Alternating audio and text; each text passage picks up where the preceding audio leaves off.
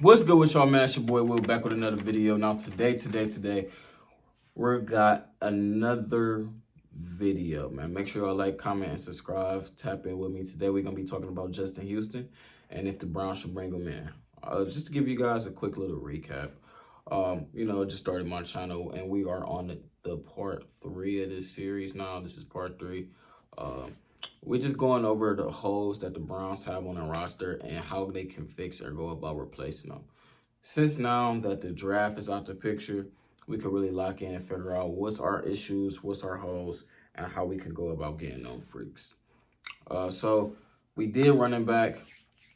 When we went and did running back, we looked at people like Leonard Fournette, Ezekiel Elliott, Kareem Hunt, and Jerome Ford to fix that running back 2 hole.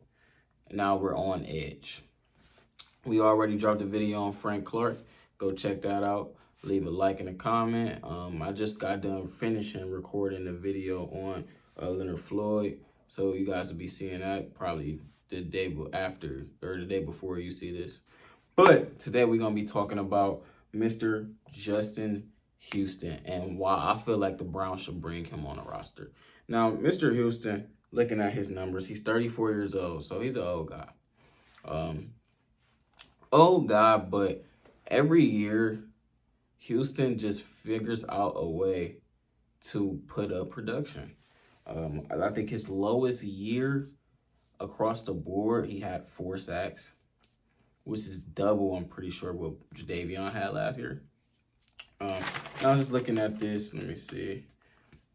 He's a 4-time Pro Bowler, and I know this is all back when he used to be good and he's not as good as anymore, but he had 22 sacks in the season, which is absurd. So he's always been good. He had 17 QB hits, 7 tackle for losses. He's never been under 4 sacks a year. In a year, like I said. And then it's not like he's playing with another premier edge rusher. Like he's putting up 5 sacks a year as the primary guy. He's not playing with a Myles Garrett. So, So the question comes in is, will he, first off, age? He's 34. So he'll be turning 35 in January. Will his age drop significantly to the point where he's not a suitable starter in the NFL? Because right now he is, or last time we seen him, he was. So age is the first thing. Now, all right, if you feel comfortable in starting him and you don't feel like it's going to be a massive drop-off from the talent that he was at 34 to 35, then we got a conversation to talk about. Now, him having 5 sacks, or yeah, it was 4.5, I think, with the Ravens as the primary guy, I feel like that's very interesting. Now, if I'm wrong, it might be Odafe actually now the primary guy on that team. But having Myles Garrett, I think Justin Houston can easily get 5 sacks. Myles Garrett, Thomason, Houston, and I like that a lot. You could throw out a lineup of throw Myles inside with Thomason, Houston, and then you could make your pick of McGuire, Wright, or double O. Probably you could rock with double O to attack that edge rusher and to attack the passer. Not attack the passer, but, put pressure on the defense and stuff like that. Obviously, that would be a situation that we wouldn't want Myles playing DT or anything like that. But I feel like bringing in Justin Houston would be and like the rated on a 1 to 10, I would say like a 7. You guys comment down below what you would put it at. I feel like it's a 7, only because it's a good move. It's not like the best move in the world. I think like a 9 or a 10 move will be bringing in Frank Clark. I think then it will be Floyd. I think my list right now will go Frank Clark number 1, then Floyd, and then we'll go Justin Houston. I think that would be my list.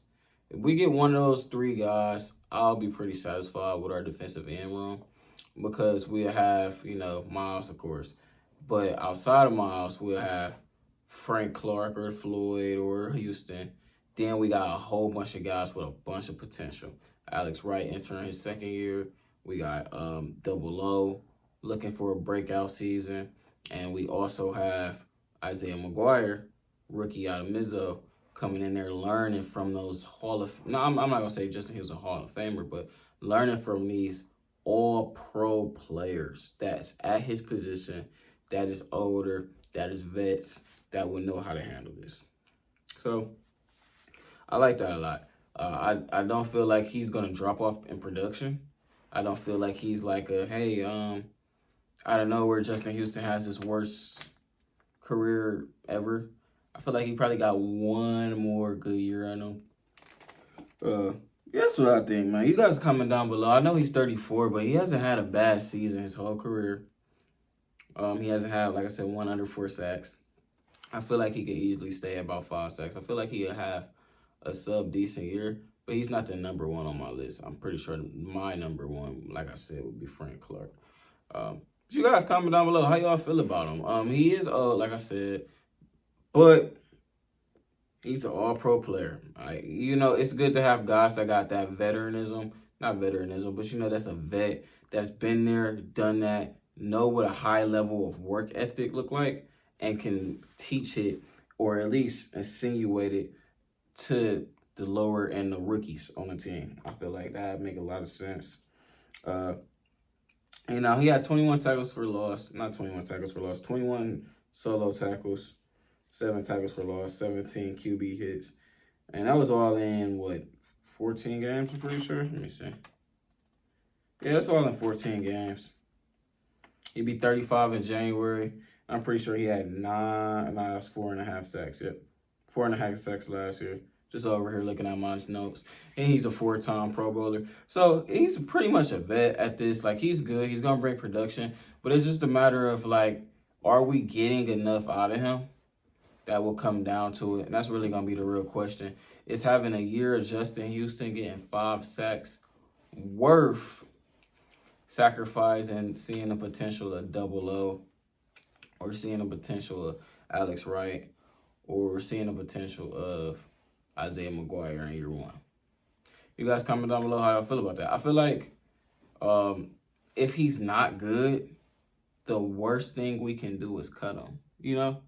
That's the worst thing we can do if he's not good. We can just cut him.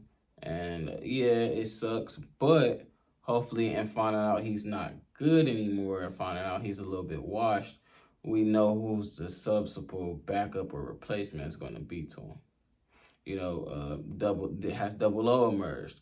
Has Alex Wright emerged? Maybe it's an outsider, Isaiah Thomas. Maybe Isaiah McGuire can deliver in his rookie year. I doubt all of that because, the first thing a rookie defensive end is going to but it's going to struggle with coming out is the strength of these offensive tackles. These are big guys. Alex Wright's in his second year. The only guy that I could really see is, I would rather have Double O and like a Takk McKinley role. If you guys know who Takk McKinley or remember Takk McKinley, I would rather have Double O and like a Takk McKinley role more than I would have him in a Jadeveon Clowney role.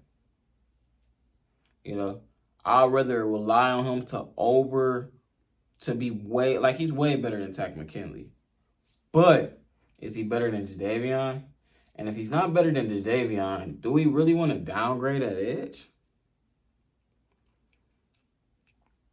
I feel like that's the question to ask. Do we want to downgrade at edge? If the answer to that question is no, I definitely think we need to bring him in.